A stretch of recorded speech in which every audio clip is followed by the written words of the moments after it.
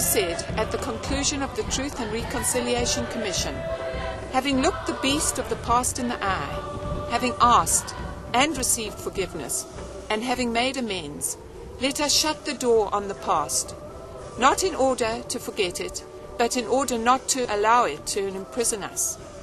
Let us move into the glorious future of a new kind of society where people count, not because of biological irrelevancies or other extraneous attributes, but because they are persons of infinite worth, created in the image of God.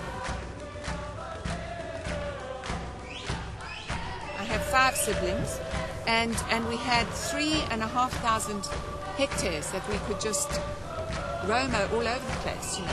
So, I mean, I basically grew up just loving nature, and our playmates were all the little black kids on the farm. So I grew up where I guess I had the privilege of actually growing up with another culture. But then actually as I got older, I realized that there was something wrong, because here I was, this person living in this big home, and my playmates were living in these little houses, and I started realizing that I was privileged, and for me it seemed incredibly unfair. And then as I actually matured through my teens, it developed into a huge feeling of guilt, in that I was living in a society which was just so unfair. And I'm getting emotional. And in 1994, when we actually had this transition to democracy, it was just the most wonderful, wonderful moment in my life, because I actually realized that we are all equal, and for the first time ever, people who had been oppressed were going to be able to see the freedom or experience the freedom that I'd grown up with all this time. Now, tell me the story about your daughter. I mean, what she was doing. She really wanted to go out and make a difference after she left university.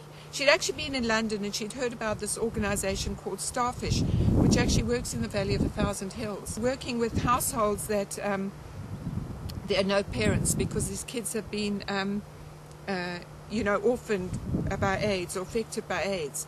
It was when she got back from the valley on one of those days that she actually said to me, "Mum, I just cannot believe it. If I wasn't your daughter and been born into the circumstances, I could have been born in the Valley of 1,000 Hills, trying to keep younger siblings warm and clothed and fed."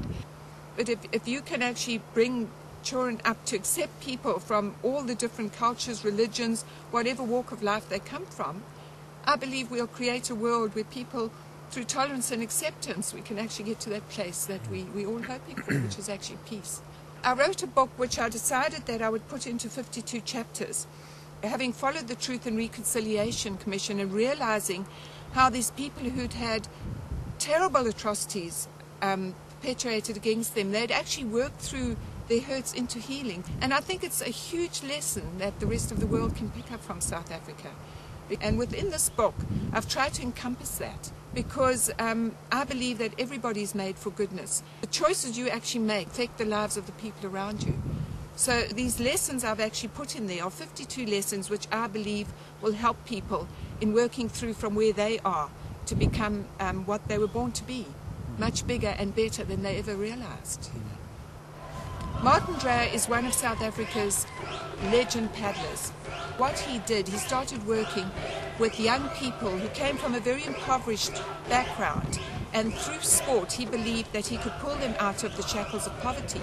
It was so exciting when Martin Dreyer won the Doozy with Michael Mbandra, who was the first black man to win the Doozy.